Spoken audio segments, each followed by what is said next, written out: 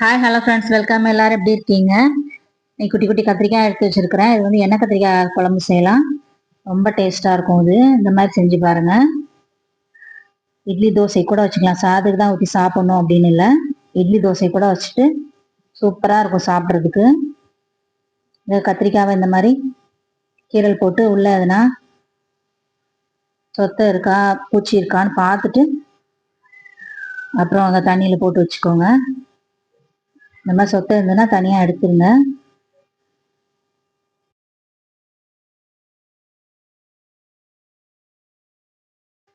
இருக்கட்டும். கொஞ்சம் புளி ஊற போட்டு வச்சிருக்கேன். ஒரு அரை மணி நேரம் ஆச்சு. ஒரு கோலி குண்டு அளவுக்கு புளி எடுத்து ஊற போட்டு வச்சுக்கோங்க. இது வந்து வறுத்து அரைக்கலாம். சின்ன வெங்காயம் பூண்டு உரிச்சு வச்சிருக்கிறேன். இதுவும் குழம்பு செய்யும்போது தாளிக்கிறோம். இதுக்கு ஒரு பொடி ரெடி பண்ணலாம். வறுத்து அரைக்கிறதுக்கு பேஸ்டாக தான் அரைக்க போகிறோம். இதில் வந்து பூண்டு, கருவேப்பிலை, சின்ன வெங்காயம், ஜீரகம், வெந்தயம், அப்புறம் எள்ளு, கொஞ்சம் வேர்க்கடலை எடுத்து வச்சுருக்கேன். கடாயில் கொஞ்சம் ஆயில் ஊற்றிட்டு இது எல்லாத்தையுமே போட்டு நல்ல கலர் சேஞ்ச் ஆகிற வரைக்கும் நல்லா வறுத்துக்கலாம். எல்லாம் ஒன்றாவே போட்டுருங்க. நல்லாயிருக்கும் வறுபடும் போது.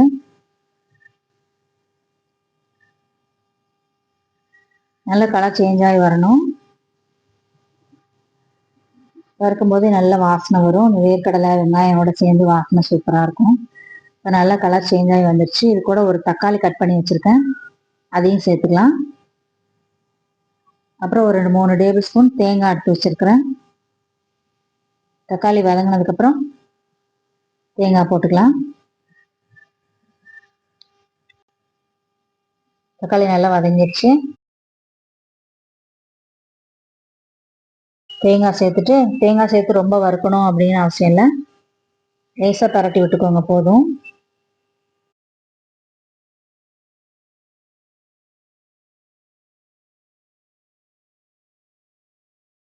அவ்வளோதான். அப்படியே எடுத்து தட்டில் வச்சிடலாம். தட்டில் கொஞ்சம் நேரம் ஆற விட்டுருங்க. நம்ம வந்து அதுக்குள்ளே அந்த கத்திரிக்காயெல்லாம் வறுத்துக்கலாம்.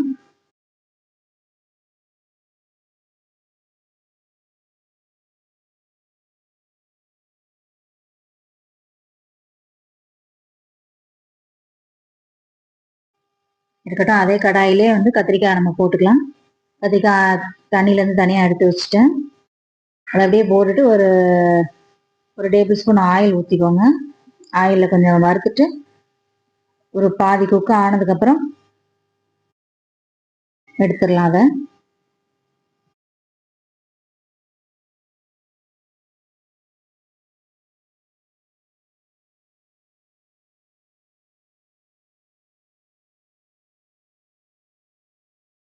கலர் நல்லா சேஞ்ச் ஆகி வந்துருச்சு. இப்போ அதை எடுத்துருங்க. ரொம்ப குக் பண்ணானா ஒரு பாதி அளவுக்கு மேலே கொஞ்சம் குக் பண்ணிட்டு எடுத்துடலாம். கொஞ்சம் சாஃப்ட் ஆனதுக்கப்புறம் எடுத்துருங்க. அதே எண்ணெயிலே கடுகு உளுத்தம்பருப்பு போட்டு தாளிச்சிக்கலாம். வெந்தயம் போடுங்க. அப்போ தான் நல்லாயிருக்கும் குழம்பு.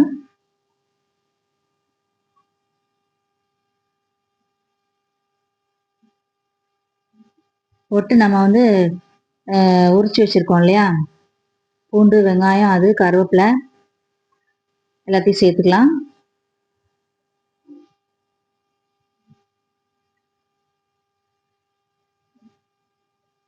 இது நல்லா கலர் சேஞ்ச் ஆகி வாசனை வரும். அந்த அளவுக்கு வறுத்துக்கலாம் அந்த வெங்காயத்தையும் பூண்டையும்.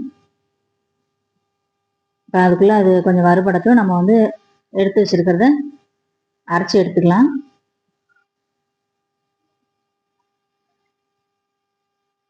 இந்த வேர்க்கடலை எள்ளெல்லாம் போட்டு வதக்கி போடுறதுனால நல்ல வாசனையாக இருக்கும் குழம்பு.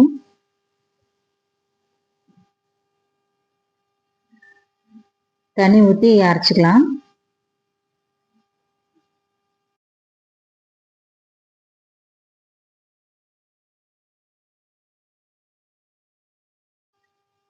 நல்லா பேஸ்ட்டாக அரைச்சிக்கணும்.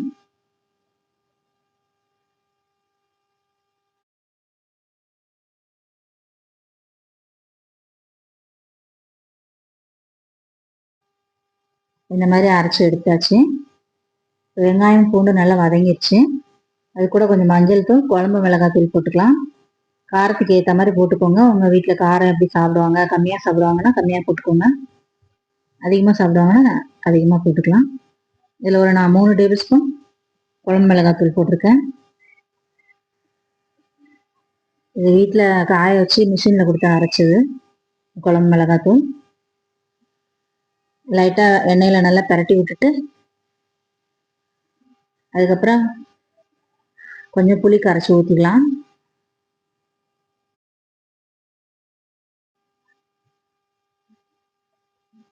புளி நல்லா கரைச்சி வச்சிருக்கிறேன், இதோட சேர்த்துடலாம்.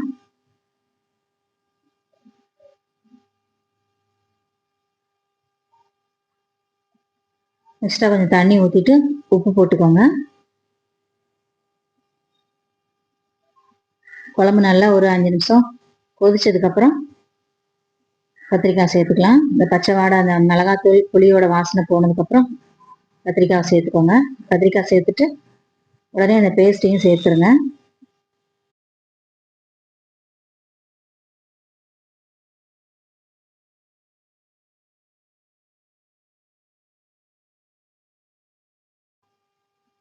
எக்ஸ்ட்ரா கொஞ்சம் தண்ணி ஊற்றிட்டு நல்லா கொதிக்க விட்டுருங்க. ஒரு 5 நிமிஷம் நல்லா கொதிக்கட்டும்.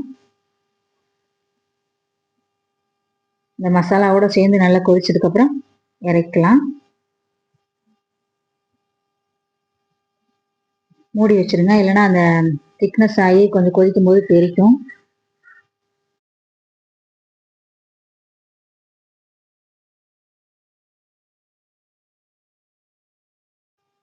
இதில் நான் கொஞ்சம் வெல்லம் போடுறேன். உங்களுக்கு விருப்பம் இருந்தால் போடுங்க, இல்லைன்னா போட வேண்டாம். ஒரு 1/2 ஸ்பூன் வெல்லம் போட்டிருந்தேன். இந்த மாதிரி குழம்புங்க வைக்கும்போது லைட்டாக வெல்லம் போட்டனால சூப்பராக இருக்கும் சாப்பிட்றதுக்கு. சூப்பராக ரெடி ஆயிடுச்சு எனக்கு கத்திரிக்காய் குழம்பு. நீங்களும் இந்த மாதிரி செஞ்சு பார்த்துட்டு எப்படி இருக்குன்னு சொல்லுங்கள். நல்லா இட்லி தோசைக்கு சாதத்துக்குலாம் ஊற்றி சாப்பிட்டு பாருங்கள், செம்மையாக இருக்கும். ஓகே ஃப்ரெண்ட்ஸ், பாய்.